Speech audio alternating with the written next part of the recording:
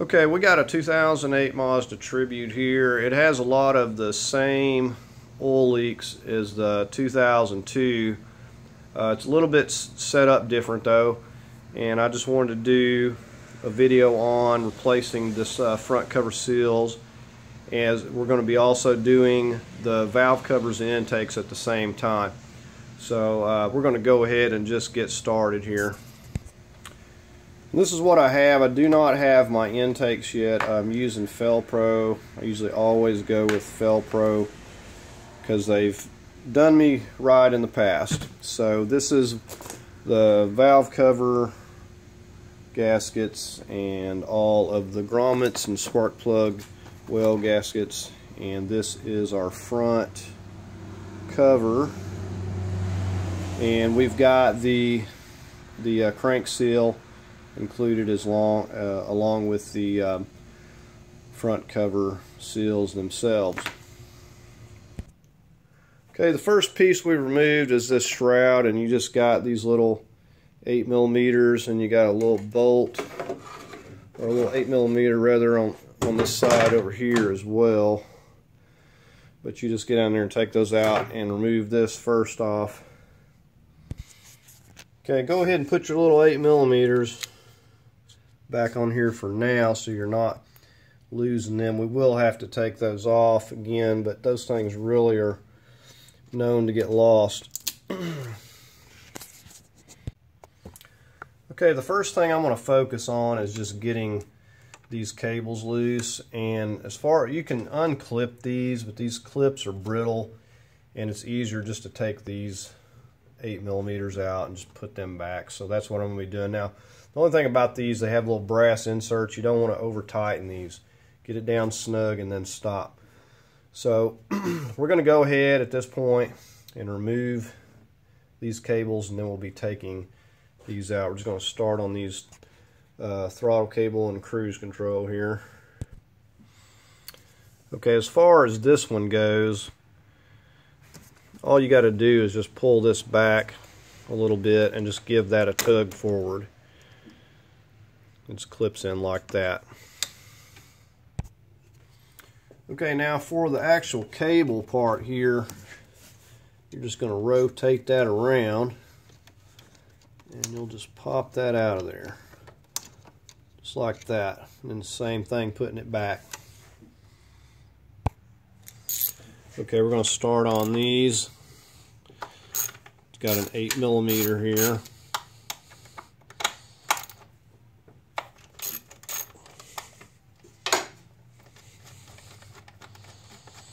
And we'll just put these bolts back in.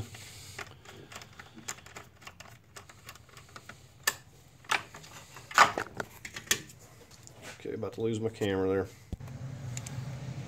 Okay, now we're going to get this little back part of the bracket.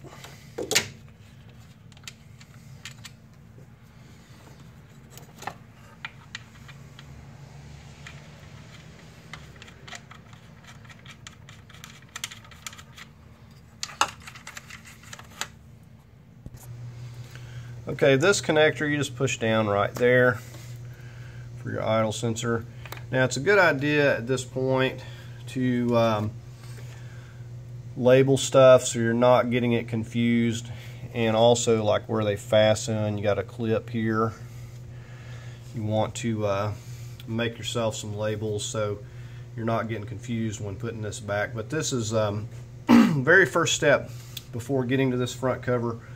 All this up here needs to come off because we need to be able to get the valve covers loose, and of course if you disturb something else is going to leak, so these have to be done at the same time. Okay, this vacuum hose goes to our PCV. You just pull this little clip on this side and give that a tug up. Okay, here's another view at this clip. You just pull that back and it lifts up. Now it runs down here to this, and we can pop that out if we need to, but we'll just pull it over out of the way like that. Now next thing we're going to get started on is these bands here. We got to use a flat or a 8mm. We'll just go ahead and loosen both of these up.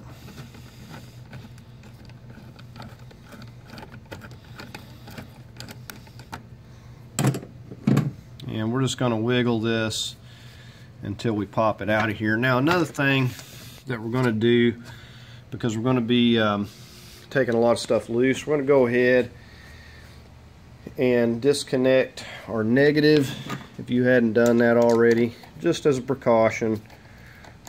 Just go ahead and loosen that up and get it removed, and make sure that it can't jump back up there and make contact. So we got this. We're just gonna work this part of the boot off, and it will be tough if it hadn't been messed with. Okay, so I'm just finished pulling this boot off, and then we can just wiggle it right up under there and set that out of the way. Okay, we're just back here at this throttle sensor, and you just give that a push down. You'll hear it click. Just pull that off. Like I said, you got these little connector, little clips that hold them to studs, and you just have to wiggle those loose.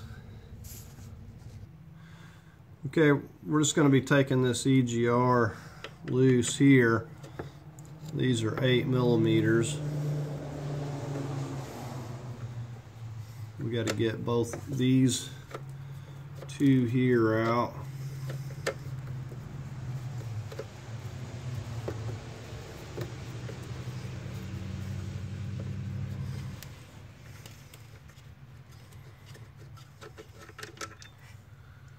Okay, then we got one more right here. Now right here we've got a stud for this vacuum here, and that's going to take a deep 10. You notice all these are studded, so you're going to need a deep, I'm using 1/4 inch. Right now. Okay, anyways, take this one out first, because I'll show you on this other side. There's a part of the wire that's on the bracket. There's a little 8mm. That thing likes to seize up. Basically, you have this type of stud, and then you got the wire connected on there, and it's got a little 8mm that likes to seize up, I believe, if I'm remembering correctly, and that may seize up. So take this one here loose first. Okay, now if you have a gasket for this EGR, you can just take the bolts loose from it back here at the back part. It's usually easier to do this and then slide the intake out though. Okay, now we're just getting this 10mm out on this side right here. I'm just going to finish removing that.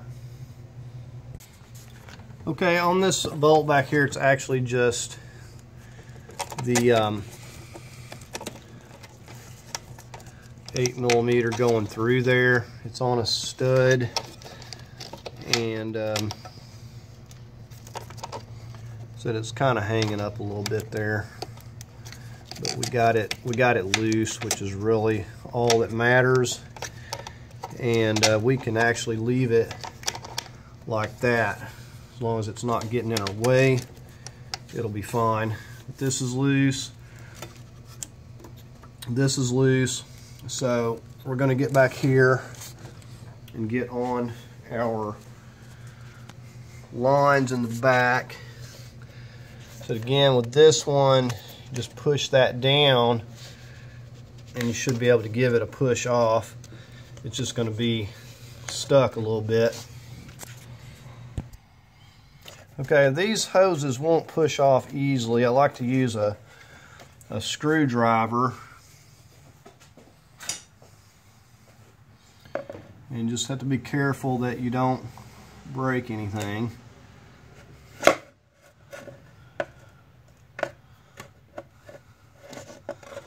there's those two. And you want to take the time to, like I said, label stuff, because it will come back to haunt you later.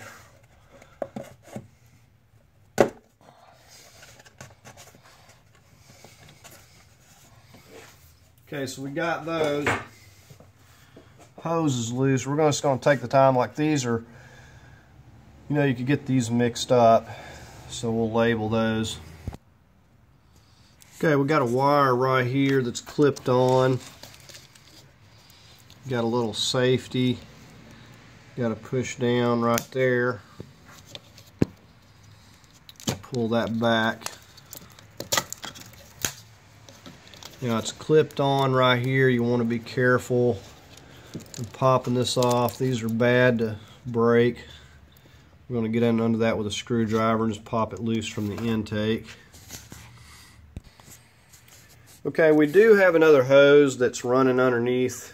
You can see it right here, but it's difficult to get to, so we're going to pull the intake up before we mess with that hose. So that should be the last thing connecting it. We've got like 8 bolts. You can see you got some hidden back in here, but we got 8 of these bolts on the upper intake. So we're going to go ahead and get those loose. We'll get this set aside, and then we'll focus on our lower intake there. Okay, so we're just going through. I got a little 1/4 inch ratchet. Now if the bolts aren't messed up, they shouldn't fall out,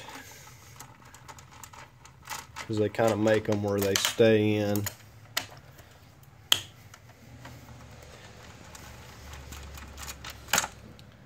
Yep, lost my socket. But you get the idea. I'm going to go ahead and run across through here and get these others loose. Okay, we've got this loose. Now we are going to have to get over here and get to this little vacuum hose, because I realize it's not going to allow me to slide it out of my Egr tube up here. Okay, I was also getting ahead of myself, because you see these lines. This has got coolant running through here. We have to take this throttle body off, basically, and we've got 4 bolts. We got a stud over here where that wire was clipped, and this shouldn't just be terribly tight.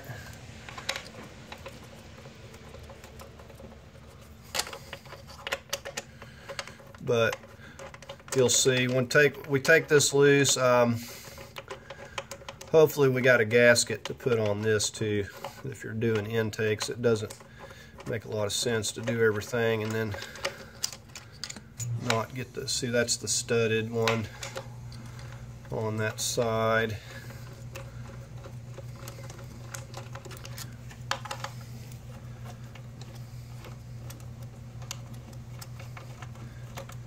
Said we got a gasket back here that needs to be replaced on this throttle, behind the throttle. It's a good time to go ahead and clean it up. But so we don't want to take the coolant lines. You'll have coolant dripping everywhere. It's a big mess.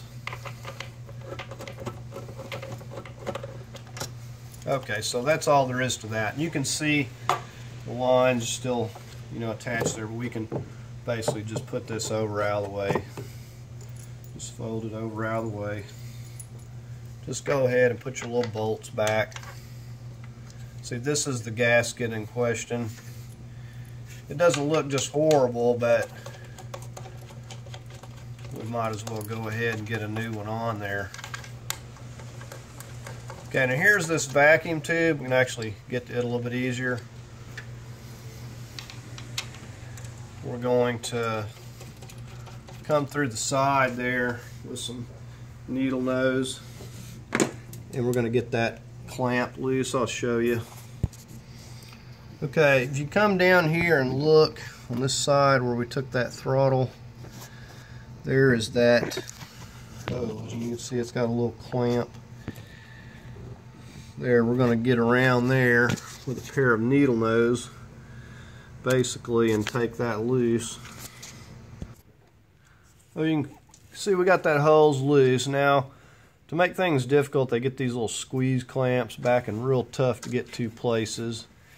And then you got to go up there with a screwdriver also and kind of pop that thing off. So we'll be putting a little screw styled clamp on here when we put that back. And I don't even know that it really needs a clamp because it was pretty tight. Okay, everything's loose. We're just going to basically, so the EGR is right over here. It's back behind that idle. We're just going to kind of wiggle it this way and it'll come up no problem. I just don't like taking, for one thing, the EGR bolts are really rusty and tight, and then you got to have a gasket when you're going back on there. Okay, there's that EGR tube, and it's kind of got a bend in it as well, and it kind of likes, you got to kind of wiggle it around. But here we have the intake off. Okay, now this is 130,000 miles, but see these front ones, when you look, you can tell they're just flat with the surface when they come off there. So they've been flattened over time, they've become hardened. And these back ones are even worse than those. So these, you can tell they've definitely been leaking. So you're losing vacuum. Okay, so here is your lower intake. Now, I've got another video on the earlier models of these Tributes. They put the Pcv valve right down in here underneath this where it was very difficult to get to. So I'm glad they changed that. What we're going to be doing is we're going to be disconnecting our coil packs. We're basically just going to unbolt them. Now you'll want to make sure, you know, and label everything. You don't want any confusion going back or getting something in the wrong spot by accident. So we're going to do that, and basically we'll get enough slack with all this loose, and we're just going to take and pick this lower intake up, and we'll be able to move it over out of the way. But we're going to go ahead and address our valve covers at this point, because we're going to have to get to those. And I think what we'll do is we'll just get them set aside. We'll get it covered up, because we're going to have to get on the front cover before we can do this. I said you want to get your front cover on, and then you want to seal your valve covers, because there's a couple of junction spots you want some RTV. And the same for the oil pan, we'll do it last, because we want to ideally take that off and seal it from the bottom, put a little RTV where it joins the front cover. That's the best way to do it. Now I can do it either way, but it's better to do it that way. Now you can see this is a little bit of difference, because you don't have the pump like you do on the older models, because this has got the electric power assist. So we don't have to contend with any of that. But we're going to go ahead and just get these valve covers off, and we're going to start by taking our coil packs out. We've got some 8mm. We'll go ahead and just take those out. We're going to pull that whole thing up and just label them. And by the way, here is the Pcv valve, and we'll definitely want to go ahead and replace that. And these only turn in here like a quarter of a turn. So we're going to go ahead, we'll get one of those and we'll get that replaced. 15/16 usually works really good, but you know, while you got this off, excellent time to go ahead and replace your PCV just as a part of your maintenance. Okay, we went ahead and we labeled our coil packs, and we've got the intakes covered up. Okay, we're taking our 8mm and remove this screw. Okay, now we're just going to pull these up and out of here.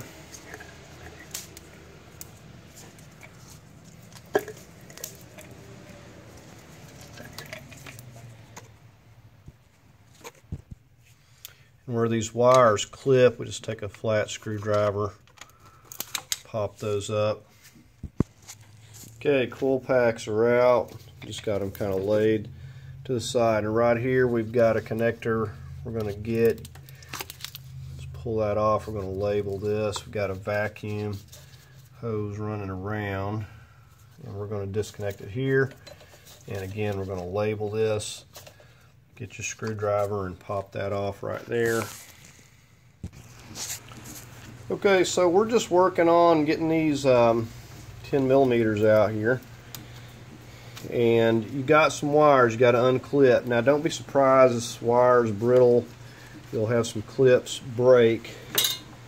And there's also a clip that goes on here that's got like some little metal. It's like a little piece of metal, and it like really grips onto that, so you'll have a little time getting that loose. The wire back here that runs on this back side, just kind of lift it up and push it back. You can see I kind of got it pushed back. You see that?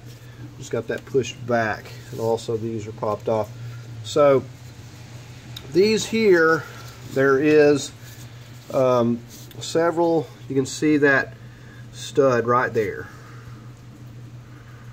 Okay, I've got that one. Everywhere you see one of these little divots, you're going to have another stud. You see how I've got what I've got to swivel. Got a long extension, just filling those down in there. So these two are, well, these three are probably the most difficult. But you get in there with your extension, swivel. Same, I use a swivel on all these here, and it worked just fine. The rest of these are very easy to get to up here. So we got the wire off of there. I'm just going to show you the little clip if I can find it here. Okay, do not know where that clip went, but it was a chore to get that pried off of here. And you can see the plastic is brittle.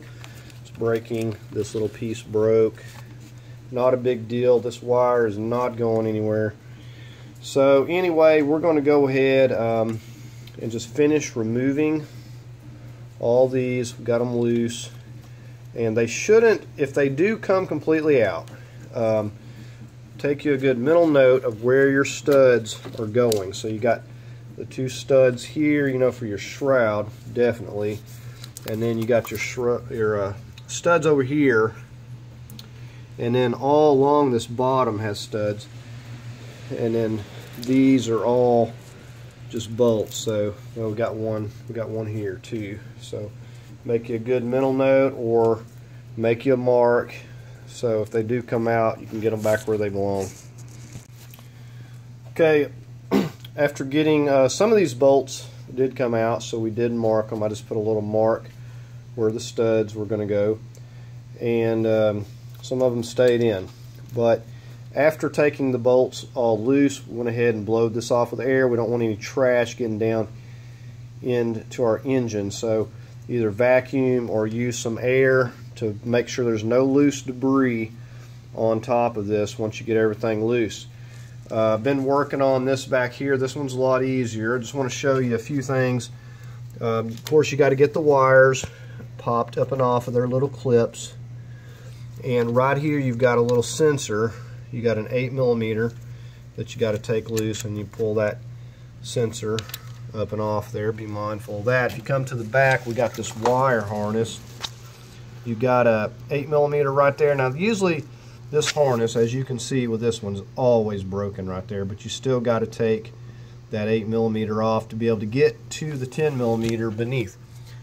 Same thing over here with this one. If you can see, maybe that one has an 8mm, and you have to take that off, and that frees up this harness. It just kind of holds it. Usually that part there is broken as well, because it just, all the heat gets brittle over time. Okay, so what I've been doing, you have to carefully start at one corner. I've just got a flat screwdriver and start kind of working this up to break it loose. It's not just going to pop up on its own.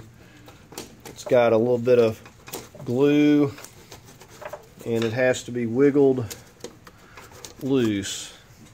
So I've done this on the front and the back, and this one is almost ready to come up here, and we're just going to have to work it up and around this dipstick and these wires to get it out, but it will come out. So these wires are a little bit in the way here.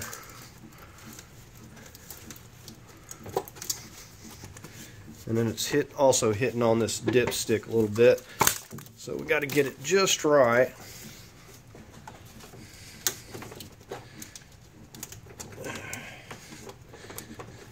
Okay, I'm going to have to take a look at this again here. Okay, I was coming out completely wrong. I should have raised the back end up first.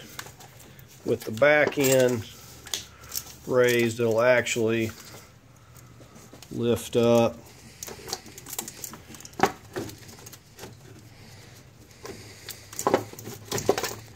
But it's got a lot of wires. It just have to wiggle it around, be careful, and just work it loose. I'm going to show you this first gasket here in just a minute.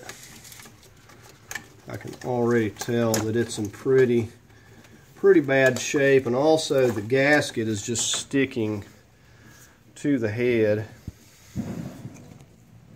Okay, and this is why you get problems with these things. You can see this is just as dry and plastic, and you can just break it with your hands like that. It's just completely gone. So these are really bad. It's at 130,000 miles, and this was stuck. I thought it was hung on something. It was just stuck to the gasket, basically. And I assume that the back one's going to be just as bad. We're going to cover this up with something for now, though. Yeah, just take you a rag or something and cover that up temporarily. Okay, now we're going to work this back one off.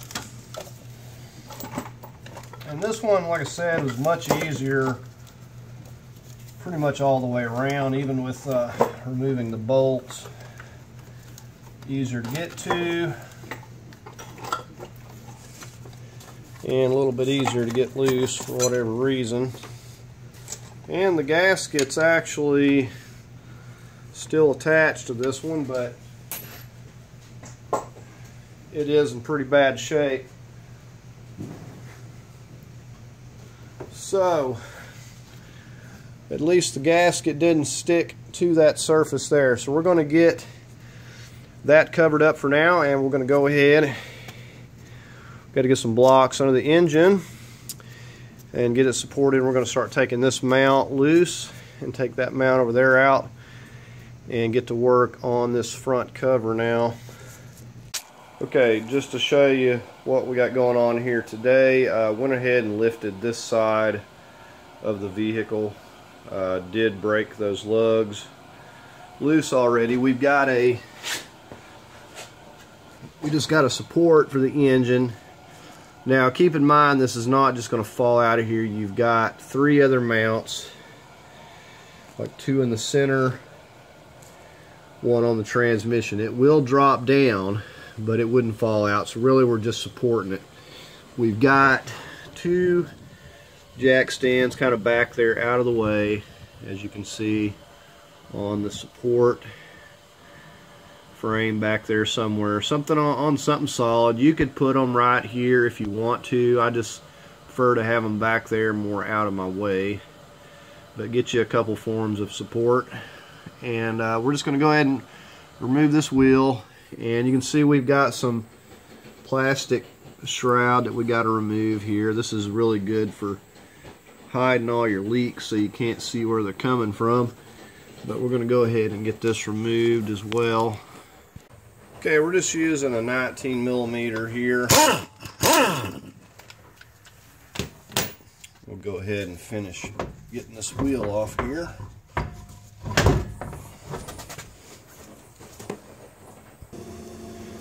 Okay, first thing we're going to start on these 10mm up here. We've got some more on the bottom there as well. But we're going to get started on these.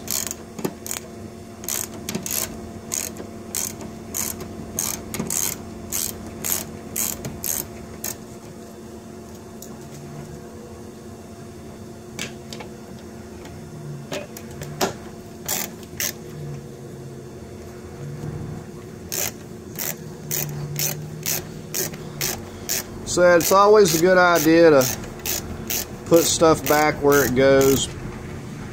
If you can, you'll never remember where every bolt and nut goes.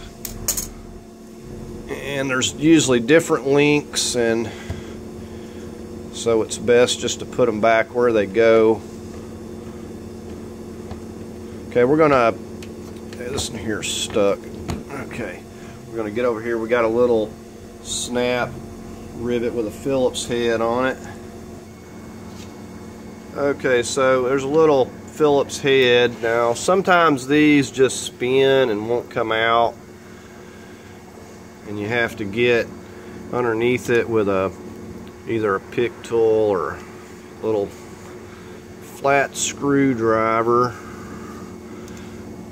They seem to work okay, but sometimes they just don't want to remove like they should. Okay, so there's that little piece, and this will pull right out. So we'll get on the lower ones underneath where the bumper is. Okay, so coming underneath this front bumper here, we just come right under here. We've got another one right here that we need to get. And as you come on down, so there's another one here, and then we got another one right down there. So we got to get these three that are right here, and then this piece, this flap covering our crank and stuff, will come out of the way.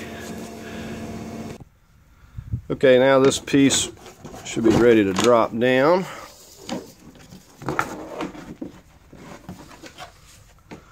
Right, and you can really start to see where this oil is leaking, and to the extent of it here.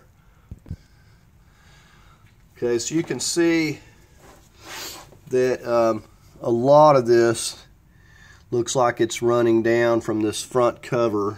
Of course, it looks like the oil pan is leaking as well. The belt's starting to get oil soaked.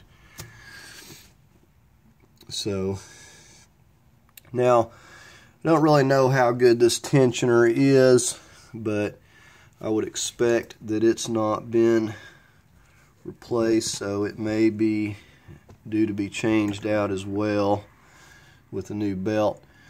But anyways, we're going to have to get a hold of this crank here next before we can really go any farther. We also have got 2 bolts here and here going into this front cover that we're going to have to get to as well. So we're going to go ahead and get started on that. Now, one thing I do like about the newer models, or the second generation or whatever, at least they were putting the alternator over here on this side that's close to the front of the bumper, because it was very difficult when they had it back here. So I guess they were able to refigure how to do that, along with, you know, having that power steering pump out of there. So that's a good thing there. Okay, I've got my tensioner bar. The next thing we're going to go right up here and get a hold of that. I can go from the top too if I want. We're going to get a hold of it, get this tensioner pulled back. Okay, and this tensioner actually feels pretty good. It's really solid, really hard to pull back.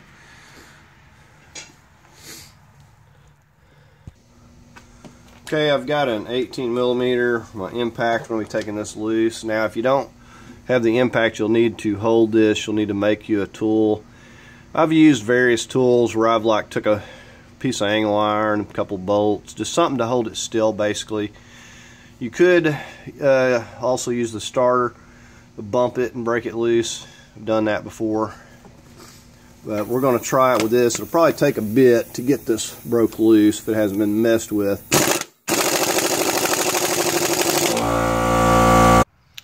Okay, if you, like I said, if your impact, you don't have an impact, you're going to need something like this sort of set up to go up here and go in this and hold it. Or you'll need to devise a means of holding it with something or getting a bar or something. But we've got the bolt loose, and so we're going to go ahead and get on this pulley here now.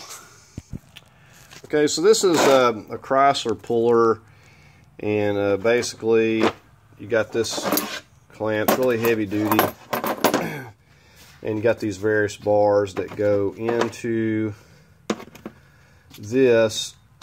You just figure out what size you need. They go in there, and then they go into the shaft, so you're not pushing on that. But that's just the way that this kit's set up. You could push on this, it's not going to hurt anything. Because I've used another puller that had the threaded holes on the old one, but in this case we've got to use one like this. Now this, I was showing you this doesn't fit this particular crank, but what you could do is just wedge it here. Basically it'll go like this if you've got one of these kits, and it'll come up here and it'll hit on this tensioner. It will not hurt it, and it'll wedge itself, and enough for you to break it loose with your tool. But it'll basically wedge and be enough out of your way to break that loose. But let's go ahead. We're going to get this set up on the crank here now. Okay, so I think this short bar is going to work, but we'll find out. We're going to just get this into place here, and you want to get those where they're grabbing a hold, keep them pushed in real good. We're going to take our bar, place it in there, and this will go into that bar and center itself up. So I showed you the hole that was in it. And the biggest thing when putting this on is just to make sure you keep your legs pulled in on the where they're gripping a hold of it while you're tightening this down. So all three of them are going to grab, and then make sure that it's centered up. Okay. So I might have to use the longer one. I'm not quite there yet. Okay, so if you can see, the legs are under the crank pulley and they're gripping a hold of it there.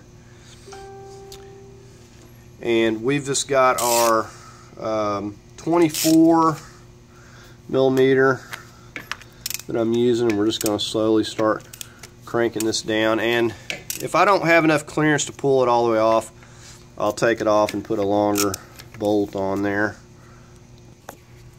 Okay, I just wanted to give you a better view of these legs. You see how they're gripping underneath. So each of those, and then that's centered up, and it's in the center of that bolt. And you see I don't have a lot of clearance, so I'm going to only go down so far till we hit this, and then we're going to have to back it off and get a longer bar if it's not completely loose at that point. Okay, so we're going to slowly, so I got my 24. We're just going to slowly start turning it. And if it hasn't been removed before, it's going to be kind of tough the first time, but it'll come off. So it's barely, you can tell it's not taking a lot of force because the crank itself is not even turning. If it was taking a lot of force, the whole thing would be spinning. In which case, you'd have to hold it still again. But you know, I could use my impact here, but just for the sake of showing you how easy this is. Like I was saying, you used to could get these as loaner tools. I don't know anymore. I got my own. These things are really heavy duty, and it's something you really need to have around. But we're gonna see. I'm gonna stop because once I hit there, it's not gonna turn anymore. And if I don't have it completely loose, we'll get a longer bar, and we'll just have to reposition it. But I really like to start off with the shortest I can because it's under a lot of force. Don't want to take the chance of bending one of my bars. But it looks like that's going to get it. And you can see that's the crank. There is a little dab of silicone. Let me get this off here. You can see in that keyway there's a little dab of silicone in there. You'll want to scrape that out and put you a new dab when you put it back, because oil can find its way through there. Anywhere that oil can find a way out, it's going to. So as we can tell, this crank seal is not in good shape. We're not going to take it off yet. If we weren't removing the front cover, we'd just get a little screw and go in there and push it off. But since we're removing the front cover, then we're going to knock it out from the back side there. So you can see we got a lot of these 10 millimeters. We got a tensioner right here. It needs to come off. We'll probably go ahead and get that out of the way, and we'll get started on these 10s. We've got our sensor right here. It's plugged in for the O2 sensor there, and it's on a 10 millimeter right there as well. We'll have to remove that bracket and unclip that. Alright, we're going to get a hold of this tensioner. I got just a 15 millimeter.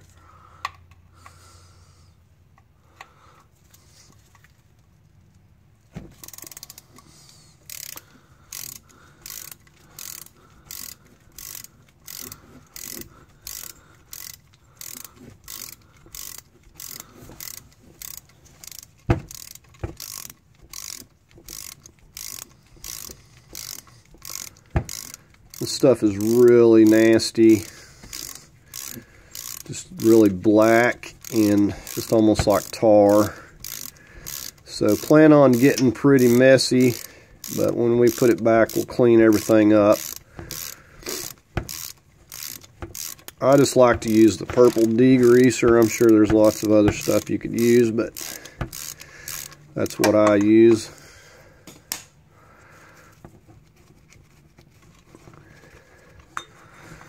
Okay, so there's that tensioner.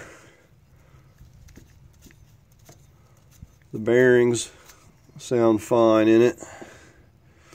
It still seems to have a lot of tension on it as well, so I will say this thing's still in good shape. Okay, so the next thing I think we're going to start on is getting the two on the oil pan here. Okay, these little blackened bolts here are the oil pan bolts. These are 13s.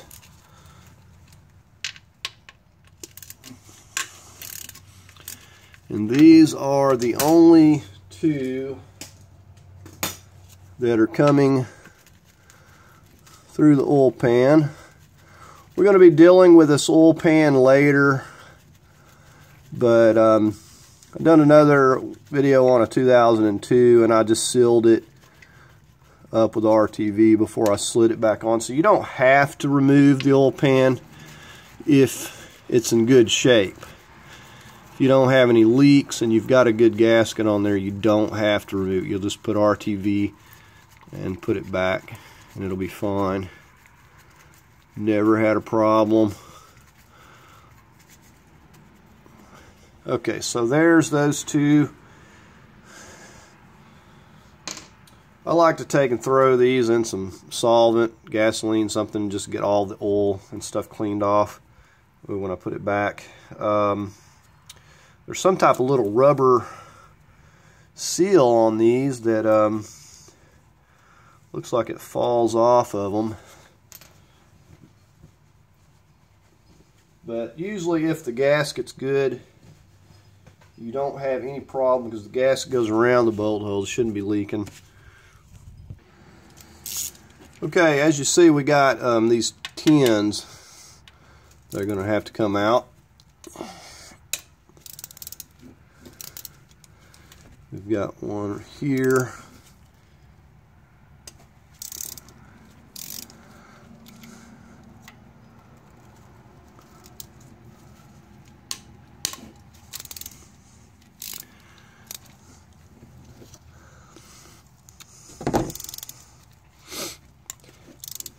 Okay, and we do have another idler over there that the alternator is also got bolts going into this, so we're going to have to get a hold of that alternator, but we're just not going to get to it just yet. We're going to just work on these while we're here at it, and then we'll switch over I think to the top, and we'll work on getting the bolts all out of the top.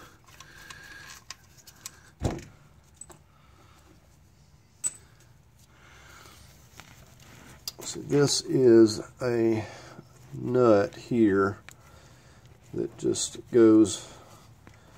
holds this on a bracket here out of the way.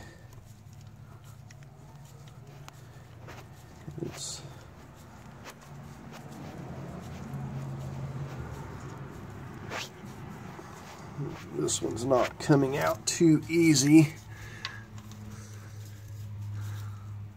Okay.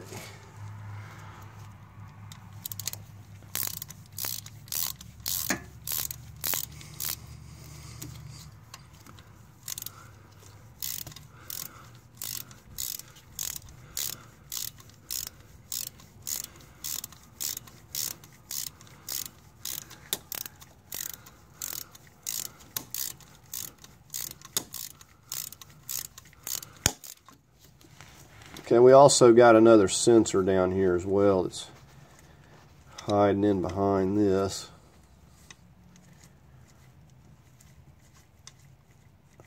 Okay, so we got that. We're just going to stick that out of the way. We'll disconnect it eventually. See the sensor right here? It's really oily. You push down. Come around this way if I can. You push down right here and it's not clicking, so that tells me that I'm going to have to get a pick tool. A lot of times those will break and they don't want to pull on you, so let's get a pick tool hold of it.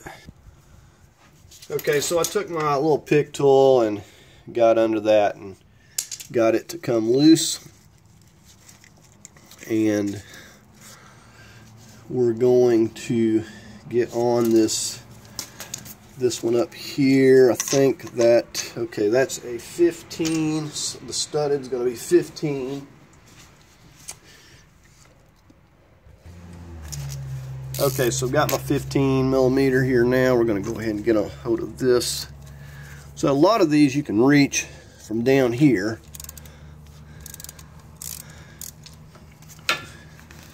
You want to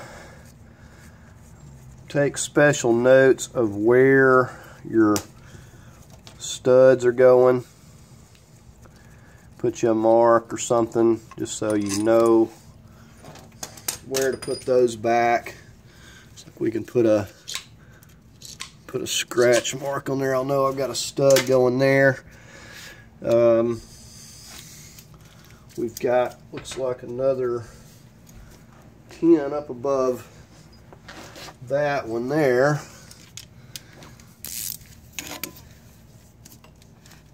And we've also, okay, maybe a, all right.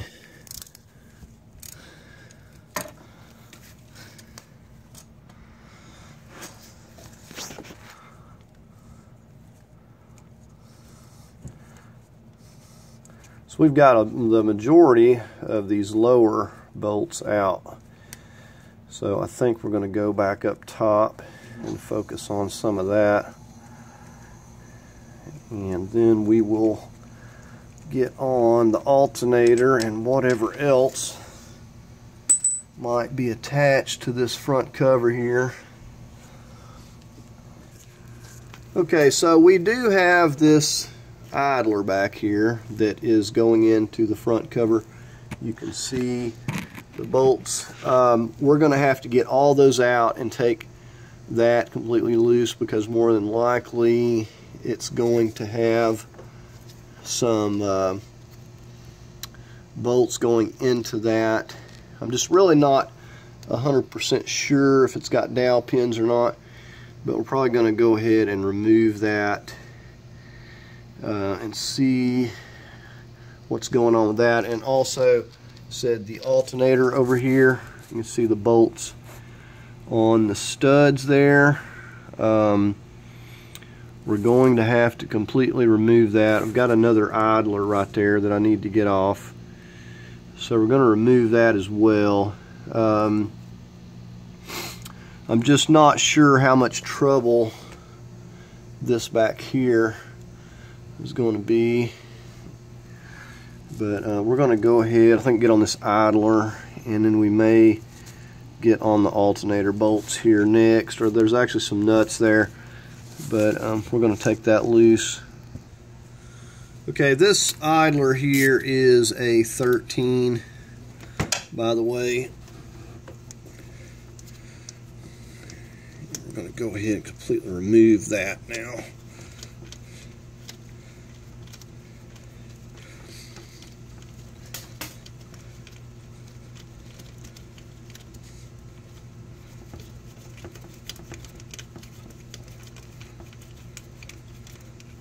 It's got a pretty long bolt. Okay, there's that. Okay, this is a set of E-Torques. We're going to be using an E8 on here to remove one of the studs on this alternator. Okay, so as you see up here, there are a few of these 15 millimeters holding it. It's really hard to... There's one up on the very top, you can see there, that's a bolt. We've got that loose. There's two on the bottom. You see I've got this wrench right here with the E8, and we're taking the stud out because what's going to happen is that's going into that front cover and it's going to hang up. The only other way I could do is removing the alternator, which would require removing this and dropping it down. I'm just going to try to do this so we can pull the alternator back. It's going to slide along the back stud. If you can see that, there's another one on the back side that you cannot see from this angle, but there's two on the bottom here. Okay, there is the other one right there. You can see I've got it loosened off. So I'm just loosening that one off and going to completely remove with this little E8 Torx. So we're going to go ahead and remove that stud, and we're just going to basically let this alternator drop back out of the way without taking it completely off. Okay, so we got that outer stud loose, and I'm just slipping it down. You can see we got that just out of there. That's the little E-Torx. So that should be loose from the front cover at this point. Okay, now there is a bolt that goes up in the top. It's just a bolt. Now that is loose. I have it just pulled down. So the two bolts going into the front cover on the outer are pulled out, and the one on the inside is just loose, and it's just sitting there right like that. So we're going to get over here onto this idler. We're going to get on those back two that are holding that bracket to the engine. We're going to get those loose next. Okay, these over here are actually very easy to get to. If I can show you from the back side here, that's the bolt in question that needs to come loose from the engine. I'm taking that one out. This is the only one. The other two are bolted into the front cover. Let me see if I can ever get this bolt out. Okay. It's a really, really long bolt. Okay, so there's the bolt that's going into that, as you can see. Now the other ones are going like into the front cover there.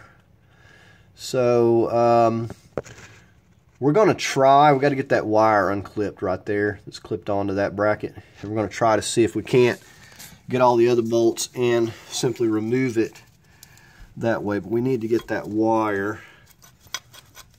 Okay, we got that unclipped from that bracket. These are going into the cover.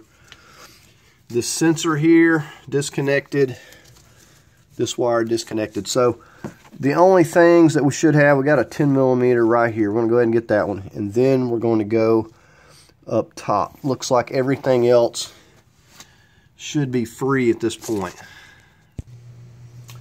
Okay, we're going to get on this mount. I've just got an extension here to get past this sensor.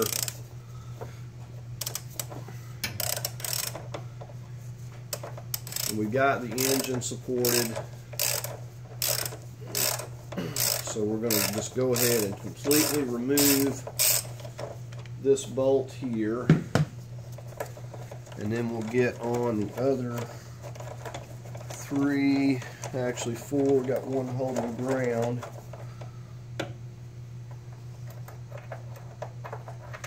There's that one.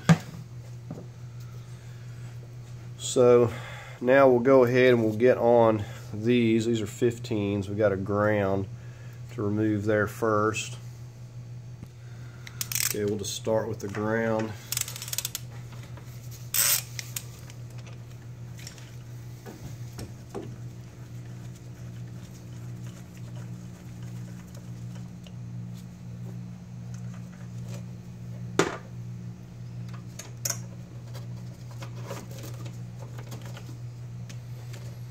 Now we'll just get on this one. I've just got a deep socket.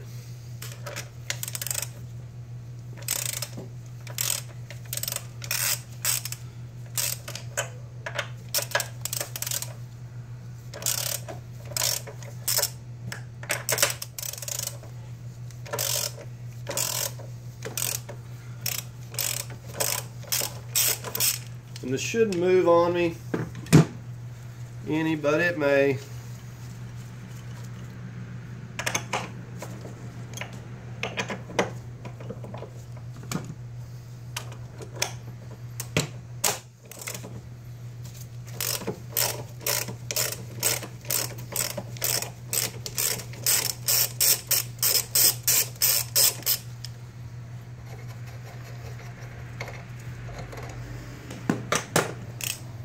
Guess we just got the one more back here.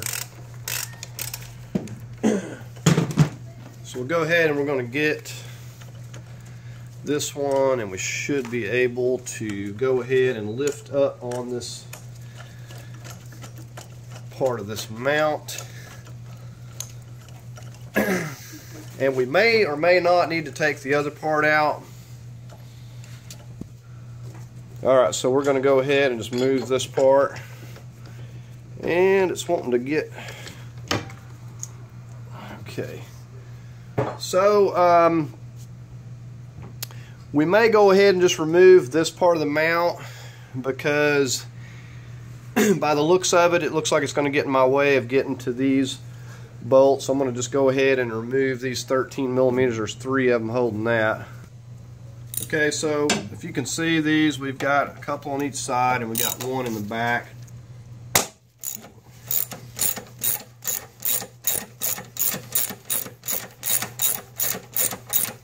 Really nothing to removing this, and it's going to kind of give me more room. Plus, when I go to popping that front cover off, so it's just takes just a moment to remove this.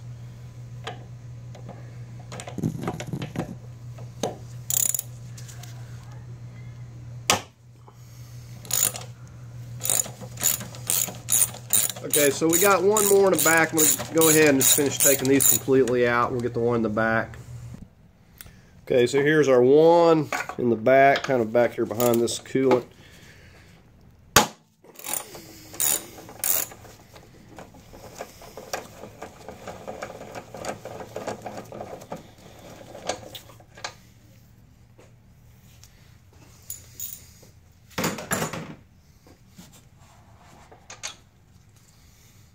And there's that.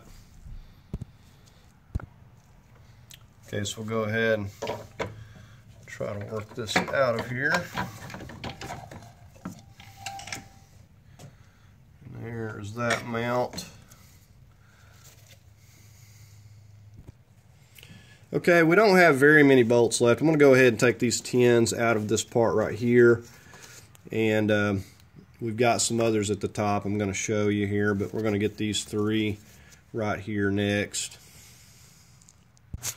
Okay, I want to show you what I've been doing. You notice I got the jack placed under here. I had to lift this engine up slightly because we've got a bolt right back here. As you can see, it has a stud, and wasn't enough clearance in here to get my deep socket and get that loose, so I had to raise it up a little bit. Now the other ones I took out, some of these are different lengths, I'll mark them. Back to that stud, I don't really think that serves much of a purpose, so I will not be putting the studded bolt back there just because it's difficult to get to. If you need to get to it, you got to raise it up. But the only other ones, there's a couple right up here. See those 2? You got to get those out. So also these, without raising it up, you can't get these bolts out. So I don't know, that it might be better just to go ahead and raise it up. Those are the long bolts going in there, so I had to raise it up a little bit just to get those. But anyways, we got that one back there loose, getting ready to take that out. We're going to take out these other 2 right here that I just showed you. And everything, as far as I can tell, should be loose. We're going to leave that idler on there if we can, and leave the one underneath here if there's not a hidden bolt anywhere.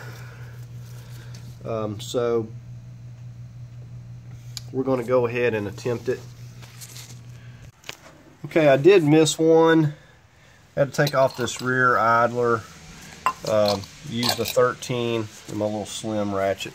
Just took that off there, and there was one more hidden right in behind that. I kind of figured it was, because this thing should come off here pretty easily, but it wasn't moving when I went to tugging on it.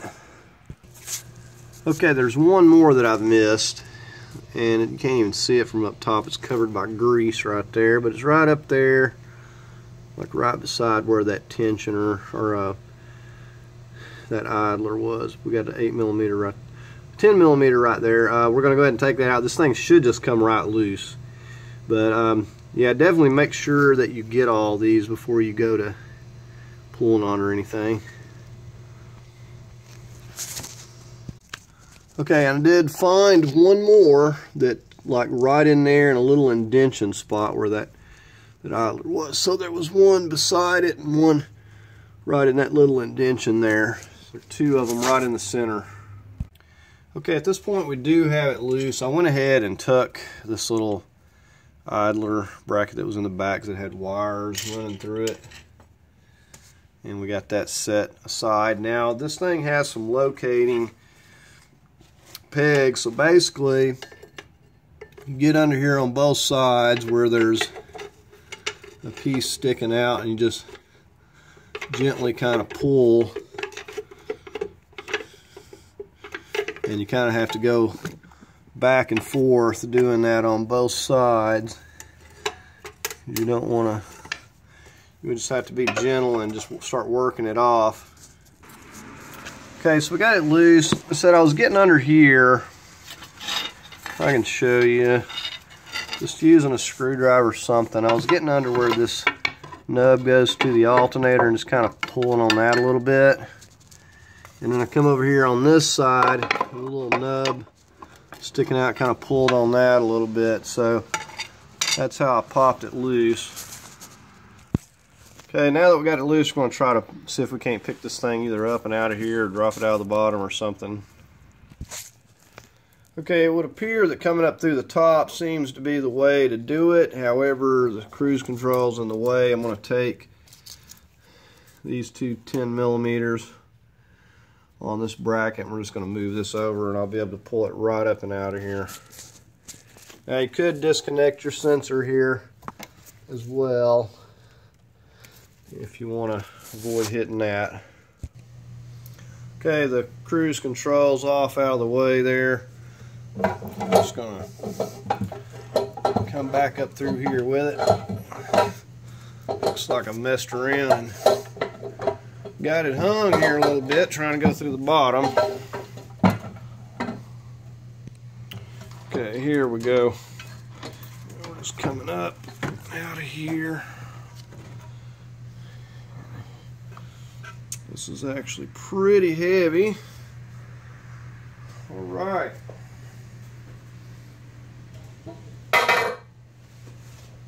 We'll take a look at this surface here. Alright, so let's take a look at this. And I would assume these are going to be in pretty rough shape. These are actually worse and more brittle than the 2002. I don't know why. Got a lot of debris we're going to have to vacuum out of there. Here's a look back here. Some of the gasket came off and some of it just stuck. Some of it just stuck onto the front cover.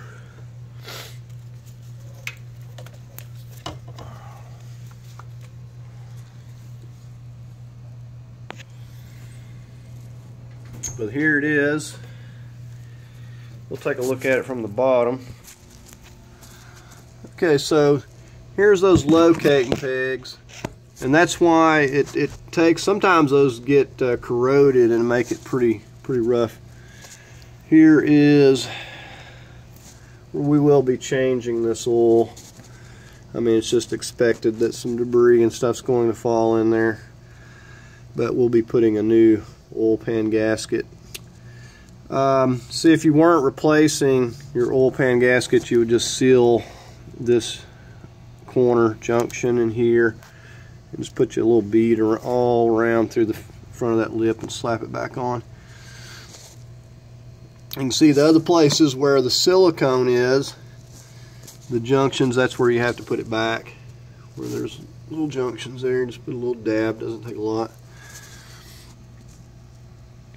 So Anyway, that's a look at this, as good as we can look at it with it in the vehicle. But as you can see, it is doable. It's really not that bad getting this front cover out of here. And if you have any hopes of fixing your leaks, this is what needs to be done. Okay, again, like with the valve cover gaskets, these are in really bad shape. They're just so brittle and just breaking all the pieces. The quality of these is just not very good at all, if it ever was good. But you just got to dig these out with a pick tool. But I just want to show you like how flat this is. Basically, there's no way for this to seal this front cover anymore, so the oil just finds a way out, and you can see where it's just been seeping and leaking along the edges. So there's just no way for it to seal anymore. You know, even though the surfaces are machined, it's just not perfect. And if you don't have a good seal, then you're going to get a lot of leakage. So anyway, we're going to have to get this cleaned up before we do anything. I think the first thing we're going to do is knock this out, and then we'll go ahead and start working on cleaning all of this up. Okay, because one of the first thing we're going to do is clean this up, we've took out the cam sensor up here. You just got an 8mm. Just give this a twist, it'll come out. And then we've got the crank sensor we took out of this bottom here. So we got those out. So we're going to go ahead and flip it over and remove this seal. Okay, so we just got it set on some 2x4s, and I just got an ordinary extension. We're just going to start hitting it, not on the aluminum part, but on the actual part of the seal here. So you can see where we're just going on the actual seal part. We're going to knock this out eventually. See it moving there. So you just want to be careful. Don't hit your aluminum. You see that seal has had it. So we're going to get it cleaned up, and then we'll pop the new one in. Okay, we got our crank seal. We're getting ready to put this on. Okay, so we just got it setting on there. And we're just going to take a little piece of 2x4 and start tapping on it right there. Okay, so you just want to try to keep it even.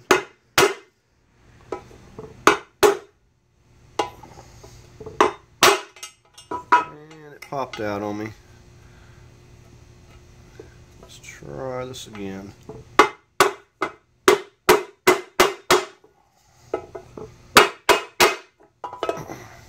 There we go. Just make sure that it's down flush. Put a little bit on this side right here. Just right. Okay, these seals are all pretty self-explanatory. You notice the little places on them. You just kind of put those and match them up as to where they go. And if you look at this part, it's more pointy. You put the flat side down.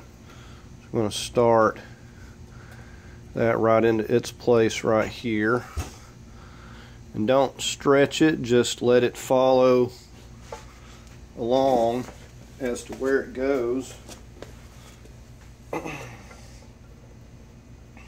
you get it stretched, you'll have to reposition it.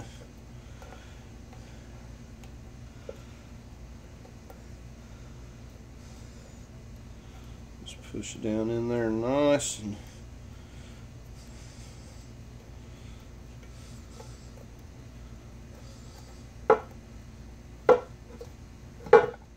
And you're also going to need some RTV if you don't have any of that. Okay, now we're coming over to this one here. Again, we got the little pointed side pointing up. We match up the little square where it goes.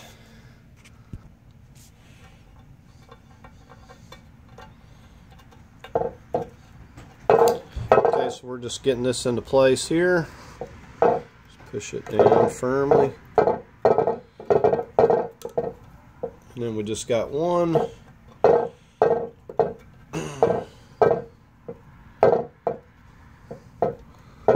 more over here.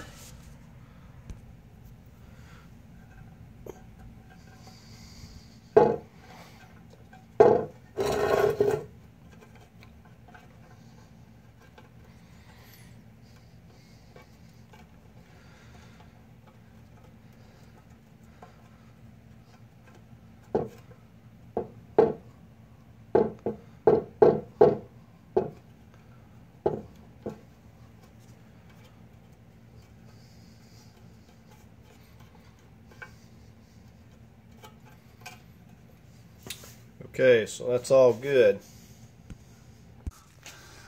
Okay, we're getting ready to set this front cover back on. Just wanted to show you something real quick. Of course, we took and cleaned the surface off, but where you want to really take your cleaner, your brake cleaner, you can use alcohol, whatever you have, is these junction points. You see the seam there. See the seam right there. The bed plate, cylinder head junction. Okay, you want to make sure that you got yourself some RTV. This stuff's pretty good, but whatever you have, as long as you put something on there. So we're going to put a little dab each one of those spots.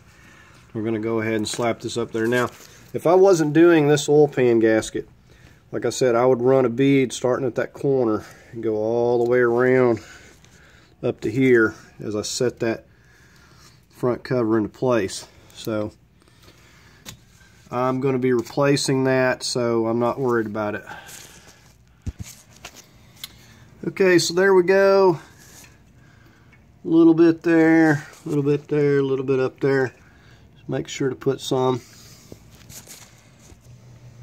Okay, so we're going to start feeding this back down through the top. Just being careful not to mess up our RTV. And when we get it close to where it should be, we'll wiggle it onto our locating pegs. So the biggest thing is just to take your time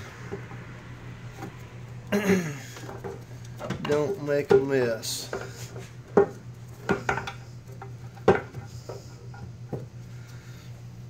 Alright. Okay, I actually forgot to clean and RTV my center part here, so don't forget to do that. I was getting the lower and completely forgot about this up here. This part that's right in the center of this valley. Just make sure that you get that. So I am going to probably try to go down below and line this up now. Okay, basically all I did was set it on the oil pan. Just kind of pushed it in a place there. I started a bolt here and here. I'm going to start a couple more. Do take the time to clean your bolts up.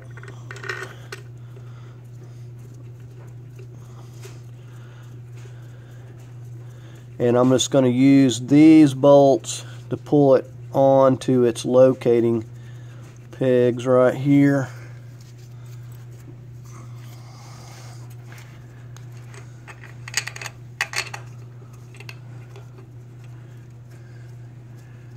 And then we're going to just get the rest of the bolts started.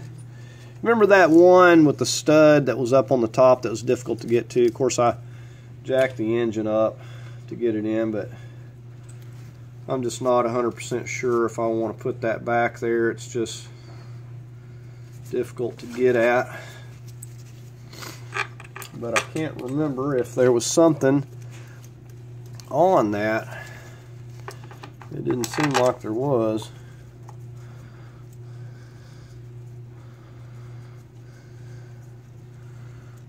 Okay, so we're just going to start pulling this up a little bit. I'm going to get my 10 millimeter and 15 and pull these here up a little bit. Okay, I've got it pulled down nice and flush now. I'm just snugging them on down. I'm going to come back and torque them later on. I think I went 175 inch-pounds last time. It doesn't have to be crazy tight. So we're just going to snug them down. Let the RTV set up a little bit, and we'll come back and torque it on down the rest of the way. Okay, so I'm just working the bolts in up here as well, and remember that your longer bolts are the ones that go in the middle, and you've got a long one that goes right here as well. You want to make sure you don't have anything that gets into your seam as you're putting this front cover on here. I've got one more. I've got two there right in the center. I've done got one of them in there. I'm just getting ready to put this other longer one. All the short ones go around the perimeter. And like I said, I've got a studded one at the back that I'm going to have to put there. And I'm debating on that thing, but I'll probably just put it back because I'm going to have to lift this up to get the really long ones that go through this part right here. I'm going to have to lift it back up to get these in there because it's so low a clearance. But we've got our RTV on. We're all good there.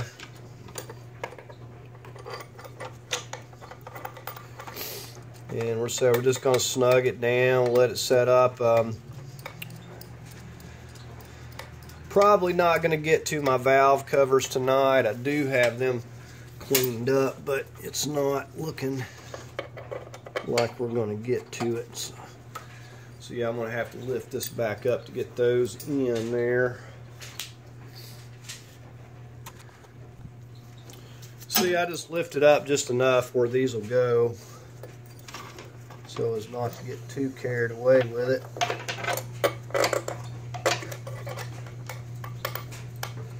And we'll also go ahead and snug those down.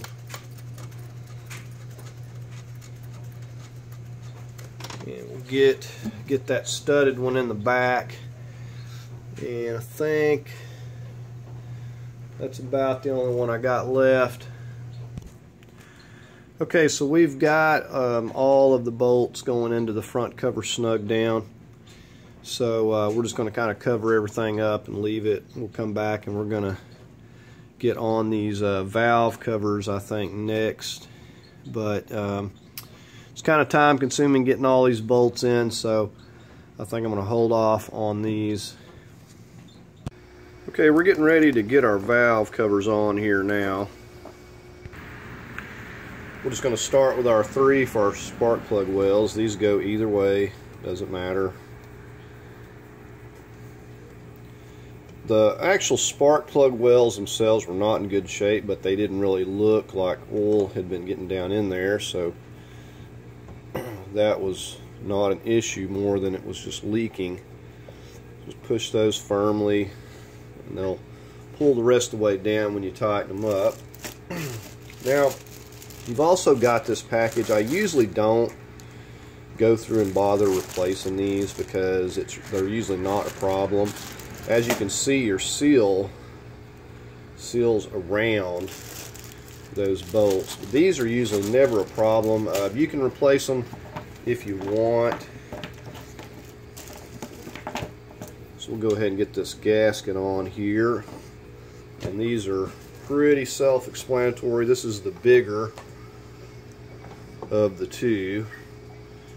Now, the other thing, I take and clean these areas with solvent or brake cleaner, alcohol, because that's where we're going to be putting our silicone.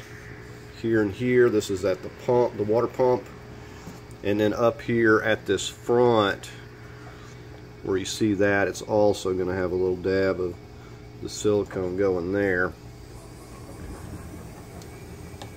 This is only going to go one way.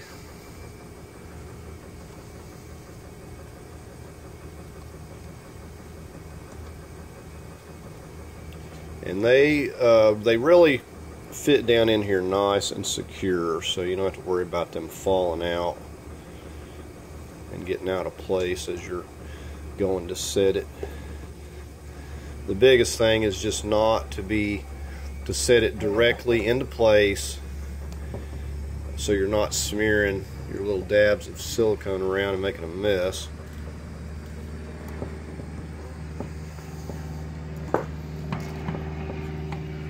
Okay, now we'll get on that other one there. Okay, and again, these will only go one way, but I guess you could say the flatter side with the ridge there is going to go down. But these little, if you notice, these little places like this have to set into these indentions here. So those have to be up, or you won't be able to set it down in there. It just won't go on.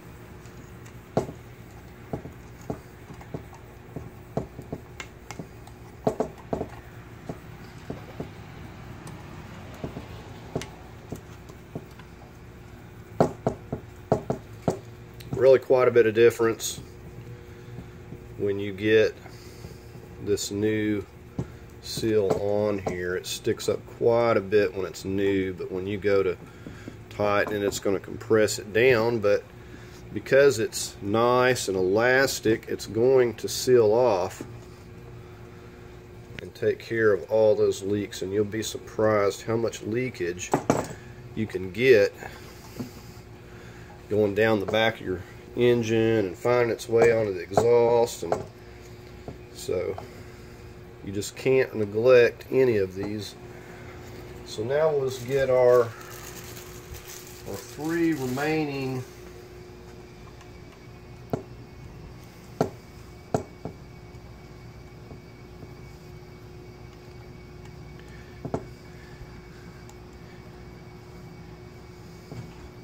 this is going to go ahead and finish up our seals here. Okay, now I got my RTV. We're going to get up here and put our dabs on the cylinder heads. Alright, just to show you where we put our RTV, this one up front here is the most difficult to get down in there. We'll have to be cautious when setting it. We're going to start with this one up here. This one back here is no problem. You just got to put the two dabs up here where it meets the front cover. But this one, you got the front cover and where the water pump goes. So we're going to go ahead and start setting the first valve cover on the front here. Okay, we got the front one set in place. I just finger tightened this one and this one over here just to kind of keep it from moving around because we got our RTV. And now we're going to go ahead and just finger tighten the remaining bolts. And remember, these down here are difficult to get to in the back. You know, you just got to use a magnet, do what you got to do. It's going to take a little bit of time to get those into place, but since I already got the RTV on the back, I'm going to go ahead and get that one set, and then I'll work on getting the bolts in. Okay, so here we go. We're just going to start, get it kind of halfway lined up, and ease it down. Got our RTV up here. We're just going to finger tighten couple of these.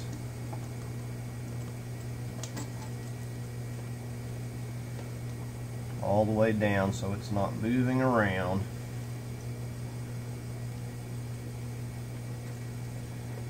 And we did take the time to clean these up. You know, I don't usually clean the inside out perfectly. It's, you know, it's up to you how good you want to clean it, but I definitely want to make sure that I've got all the dirt and debris off of these. Okay, we've got all of our bolts in and kind of just snug down by hand. Now I purposely left these front two up here loose because we're going to be going through and torquing this timing cover now.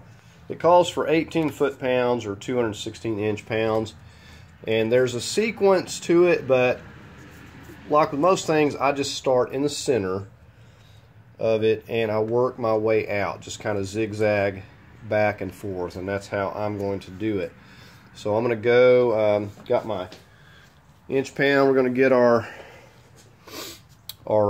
10 millimeters, our 15s, and we're going to go ahead and go through on this timing cover, just starting somewhere in the middle here and going from one side to the other and zigzagging up and down until we get all these torqued. So I'm going to go ahead and do that now. We're also going to torque those lower bolts on the oil pan. However, I will be addressing this again and replacing that oil pan. So we're going to go ahead and do that now, and then we can go ahead and we'll finish snugging our valve covers down, and may go ahead and get those torqued. Okay, so we're getting ready to put this front crank back on here. Now you want to take and oil this or something. In this case I'm just using some assembly lube, and you'll just get it on there good and then run it around with your finger. This stuff is really thick, so it works pretty well.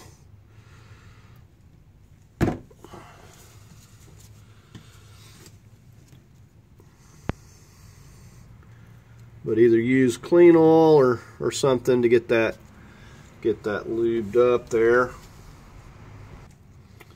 Okay, so we cleaned up our crank. We put a little bit of silicone or RTV in that. And we're getting ready just to go line it up with the keyway here. And then we're going to take our rubber mallet, we're just going to tap that into place. Okay, so we'll just start tapping it on.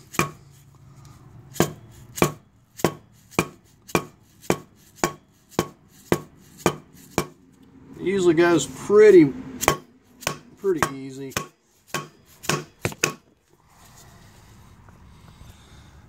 Okay, so once we've got it tapped on there enough, we can get enough threads to get our bolt started here. And we'll just take our 18 millimeter and start snugging that down.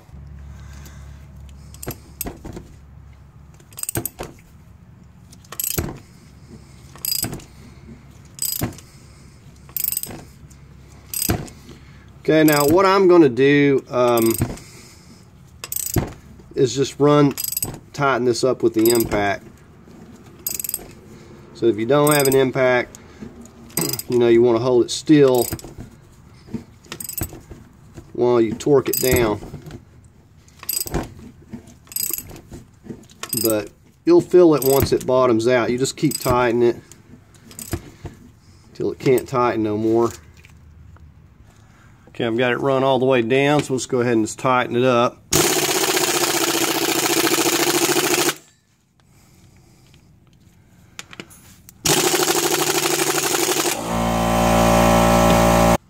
Okay, so we're just getting ready to put this bracket in the back here that this little idler, big idler goes on. We're going to start putting our idler pulleys and stuff back.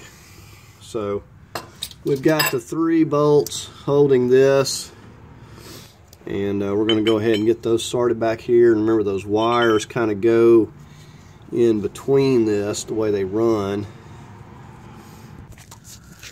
Okay, so we got the rear bracket in. I'm just snugging that down Really, I'm not taking a torque wrench to any of this. If I was, I wouldn't go more than probably 18 or 20 foot-pounds on these. But we've got that rear one. We've still got our tensioner. We've got a couple more up here. One that goes right up there on that center nub. And so we got a couple more. We're going to go ahead and get these into place and just snug them down. We'll get our tensioner on.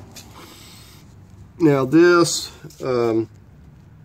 needs to be cleaned up a little bit, but it's just going to go right back on this stud right here. We're going to plug that sensor into our crank sensor right there as well.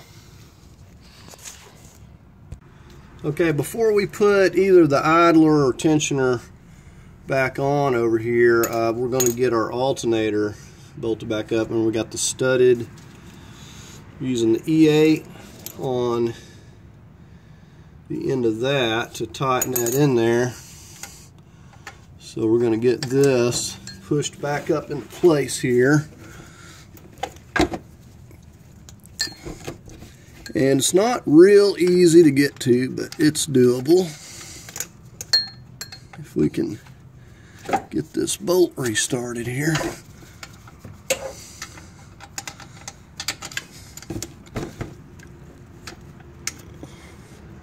Okay, so I'm just going to get my little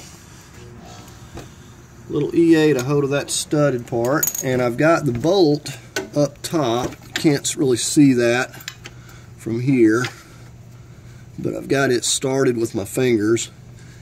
And the one on the back is just like this little studded bolt, except I didn't loosen it all the way off. I just loosened it a little bit. So once I get these up here snugged down, I'll go ahead and tighten that one up. So I'm just going to work on this for now, and we'll get our alternator snugged back into place. We didn't disturb it other than that. And then we can go ahead and get our tensioner, get our idler, and get our other tensioner up here, and we'll be ready to get our belt back into place. Okay, alternator is tightened down. I was just snugging up this idler right here, and now we're just getting ready to put our tensioner. It's got the little nub that goes right in there.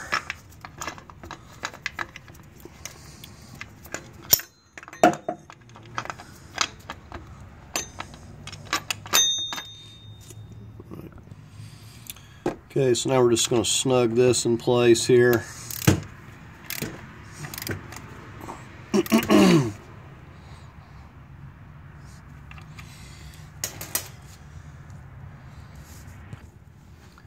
Okay, so we just set that back on the bracket, plugged in our crank sensor.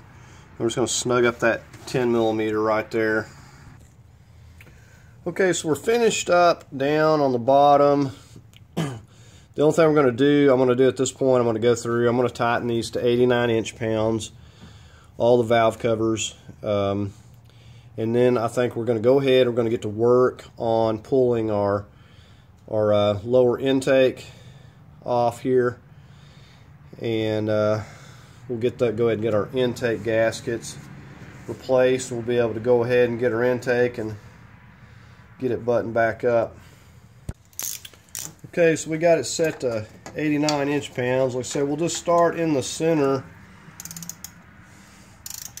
and we're just going to zigzag from the middle of the pan and work our way out. Just zigzag across. Nothing special. Said do not over tighten these. You will strip them. They don't really have to be that tight. The gasket will do the job.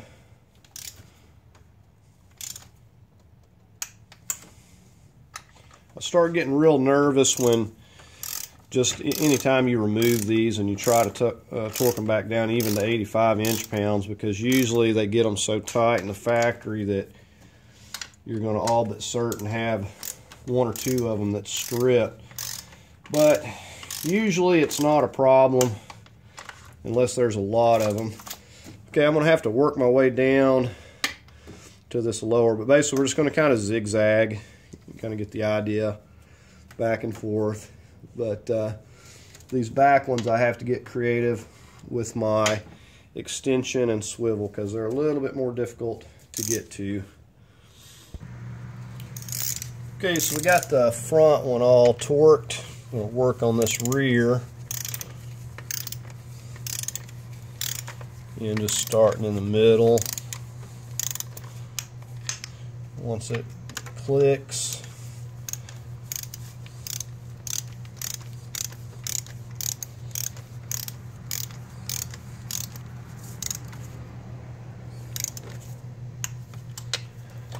we'll go to the back.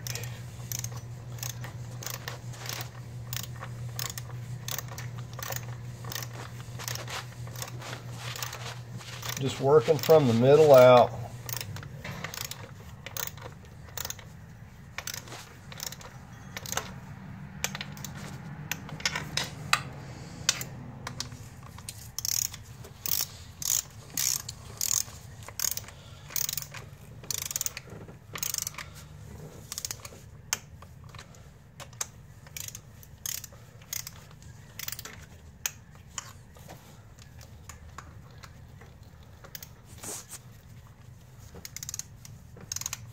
If I don't use a torque wrench on these, I like to use a little 1/4 inch ratchet. Something that I just can't over tighten with, because sometimes you think you're not getting it tight, but you're actually getting it a lot tighter than you mean to. Come back over here.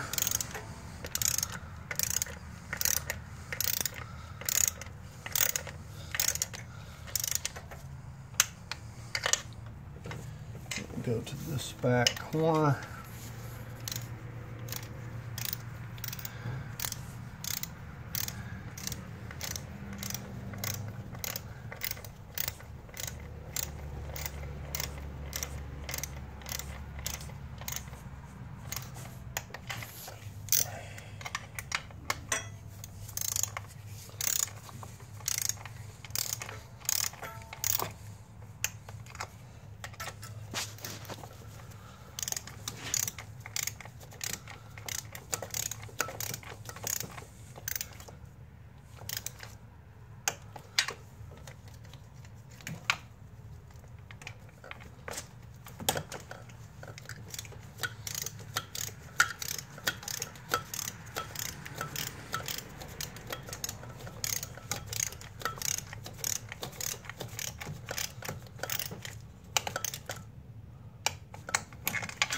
Okay, so you get the idea. I'm just going to come back up here, this front one, and then get the one at the back there, and we'll be all finished up with this.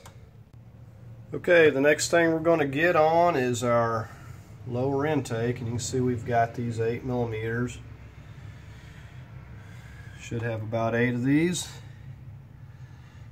We're going to go ahead and remove those. Now we got the slack. Notice we got this sensor, cam sensor loose, a few things. We should have the slack we need with this loose to be able to pull this over there, but if not, we'll clear up some more slack. Okay, so let's start removing these 8s.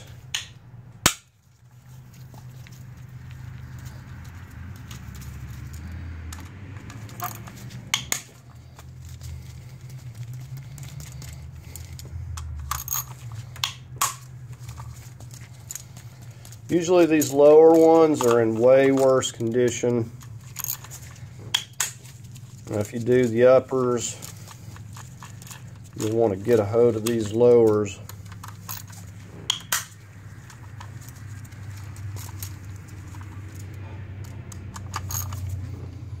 And it likes to stick, these old gaskets, due to the heat, they really stick. It'll make you think that it's still bolted down when it's not.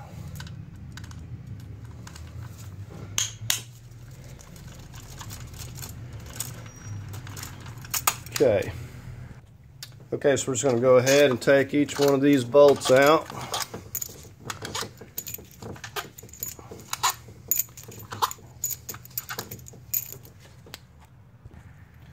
Okay, all the bolts are out. I'm going to take a screwdriver, just gently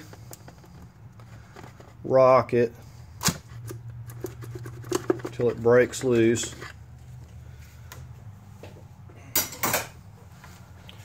Alright, now if we got enough slack, here we're going to try to pick this up and just flip it over. I'm going to have to work a little more slack here, looks like. Okay, I can twist it here where it's good enough. Tell these are in pretty bad shape. Now we will come down here and clean this surface up and vacuum this out if we need be. But I can get to them right here without having to pull any more slack on the wires. I got wires running down this way, I got wires running down that way, but this is enough for me to get to them. So now you just take your pick tool and dig in there and start pulling them out. These actually don't feel horrible, but I've seen them a lot worse. So we're just going to work them all out. Okay, so we got that surface cleaned up real well. We scraped it and cleaned it, wiped it. We're going to go ahead and put our lower intakes on here. And just to show you it's easy with what room I have. And I did wipe this off as well.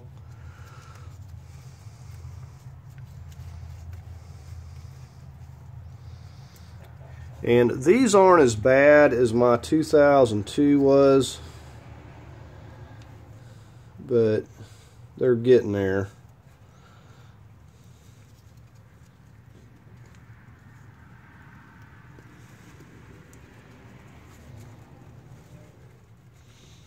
The 2002, it really made a great improvement, and it even turned the check engine light off. It was getting so much of a vacuum leak from these lower intakes.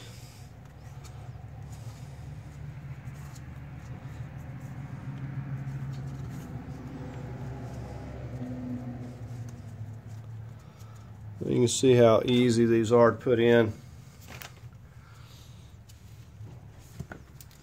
Just get your little nub centered up first, and it'll just go right into place.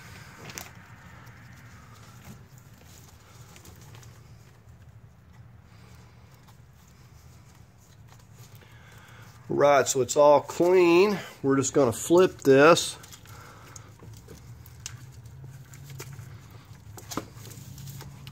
And we'll go ahead and get our bolts.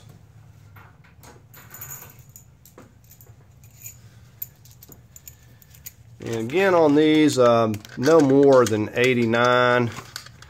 I might even go less than that. 85 inch-pounds. Don't want to take the chance of stripping these little aluminum threads out.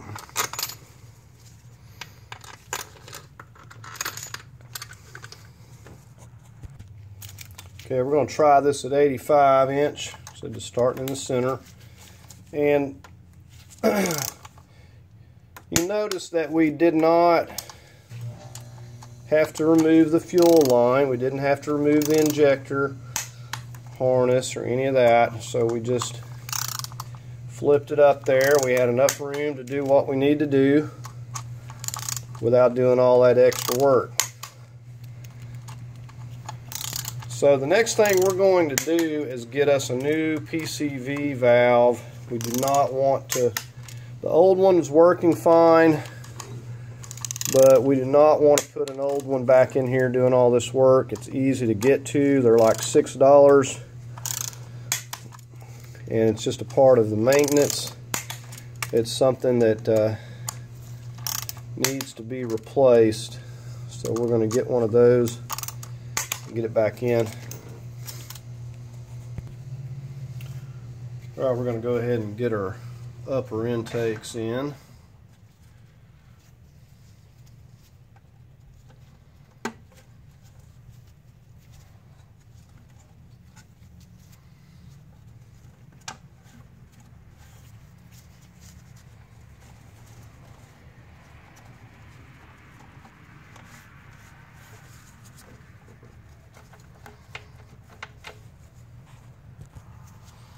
Now we got for our throttle housing.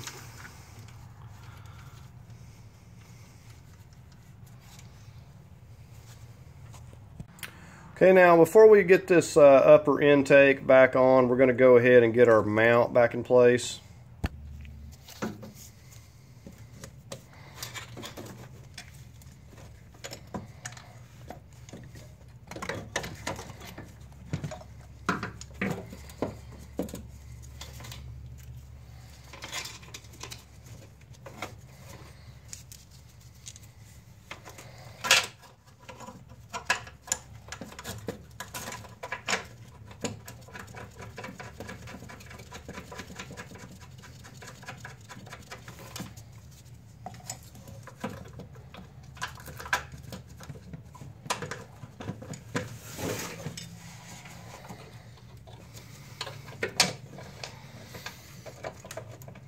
Okay, so we'll go ahead and get these tightened down, and then we'll just get our upper piece on, part of our bracket here.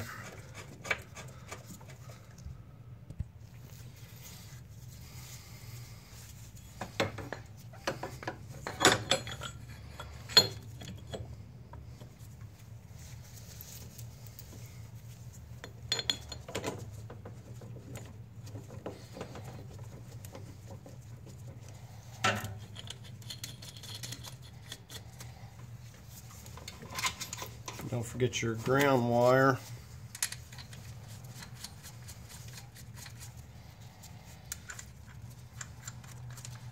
That'll go on the stud once we get these tightened down. I'm just going to look at the markings of where the bolts were at and just kind of try to snug it back in the same spot.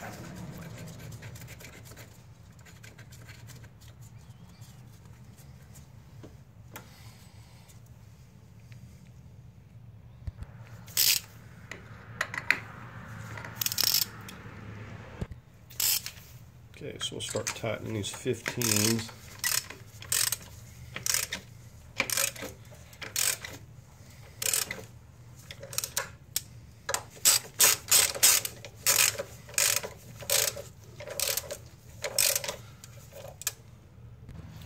Okay, so now we're just going to tighten this bolt here.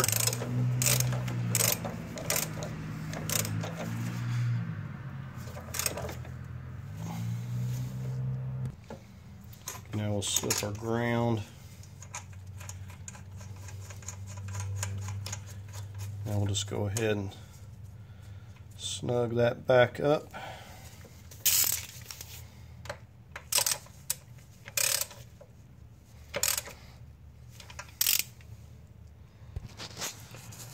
Okay, I've been working on putting these coil packs back in here.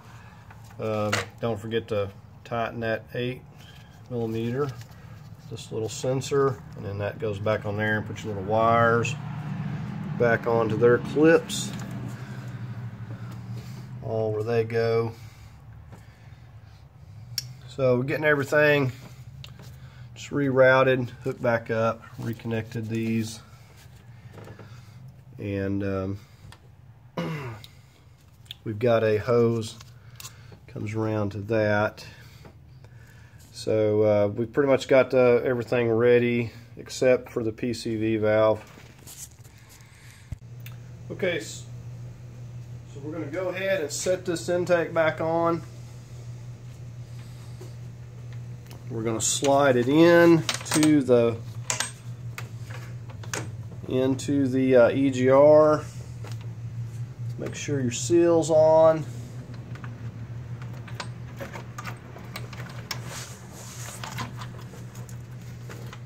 And it's pretty easy. We'll just get our Screws lined up.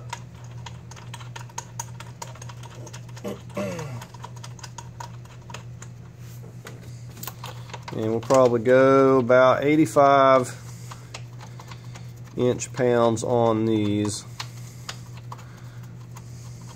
And we got 8 of these to tighten down. So go ahead and start snugging these down. And then we'll get our other tubes connected. This was the tube that hooked back up to here, and I just reconnected that connector.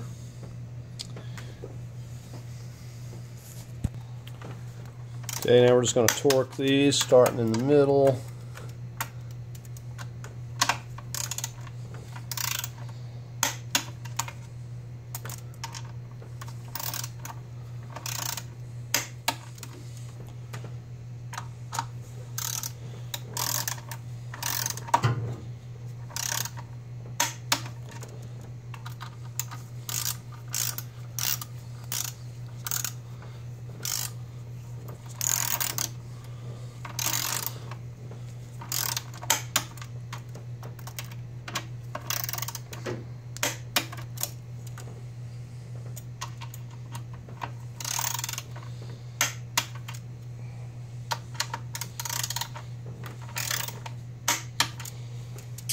Okay, go ahead and push this back on. Our connector here.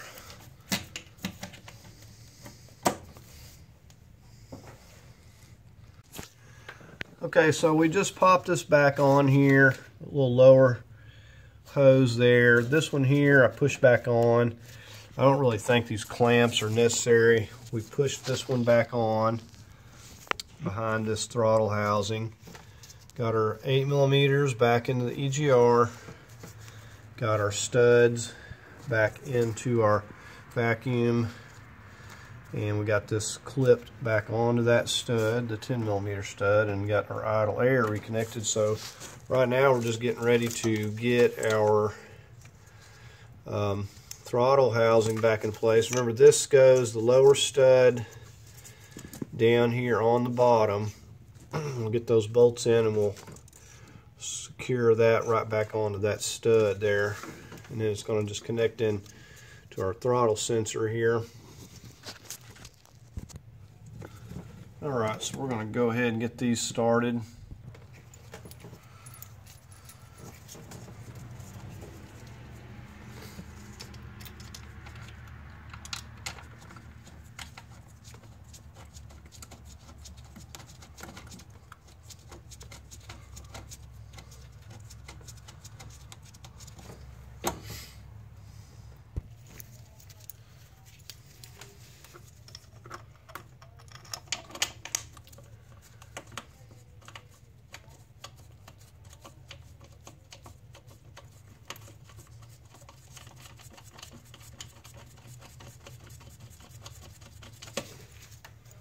We'll get our stud down in this lower corner.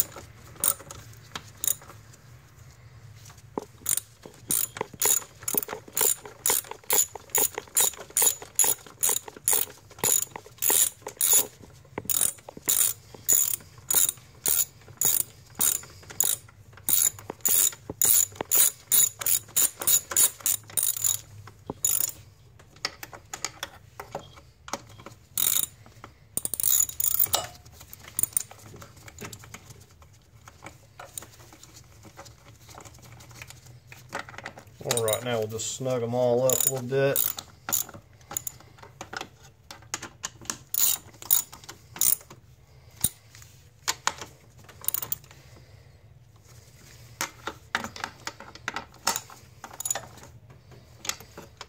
Again, don't get carried away because this is brass inserts going into plastic. Obviously you want it to stay put, but you don't want to overdo it. Okay, now we've just got to hook our sensor back up here. Give that a snap on. Okay, and I'm just over here fastening up this cruise control that I took loose to get the front cover out easier. And we just got a couple of these tins that are holding it.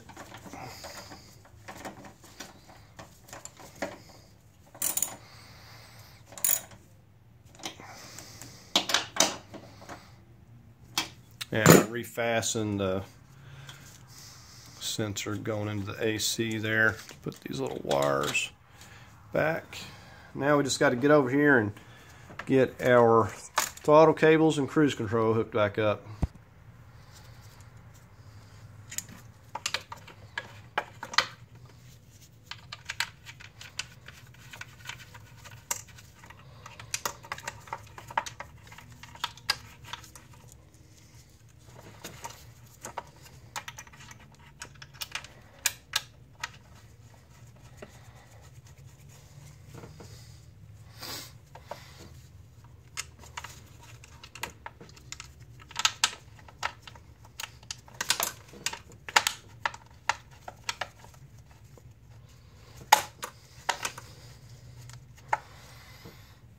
Okay, we'll just secure those.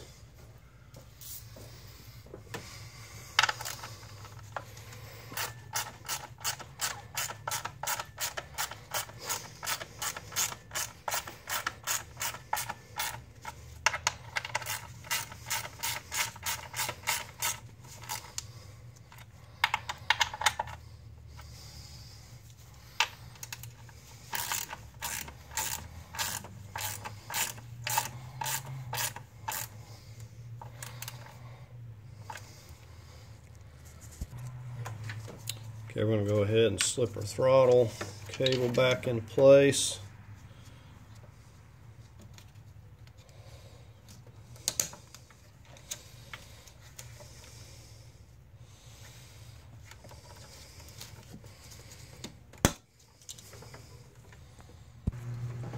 Okay, we're just slipping our boot here back into place.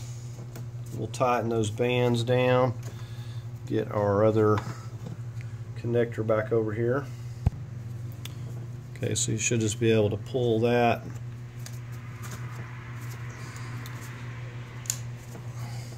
Give that a good firm push down on there. Okay, so I just got the new belt back on. We made sure it's all on there good. So other than just getting the wheel back on, we're all finished up for now. I'm going to leave this off for now, and I also want to come back and clean this up in here a little bit more, but we're just going to get the wheel slapped on and we're about all finished up. Okay, so that's gonna do it. We got the wheel back on, we got everything but the little decorative shroud that goes on there back in place. We're going to be addressing the oil pan, but I'm going to do that in a separate video. But that's going to do it for replacing the front timing cover seals, the valve cover gaskets, and these upper and lower intakes. And we also went ahead and got the Pcv valve while we were in there. So we got it all buttoned back up for now until we get on the oil pan. But that's going to do it for this project. It wasn't really too difficult. You know, I hope you found the video helpful. If you did, please give it a thumbs up. As always, I invite you to subscribe, and thank you for watching.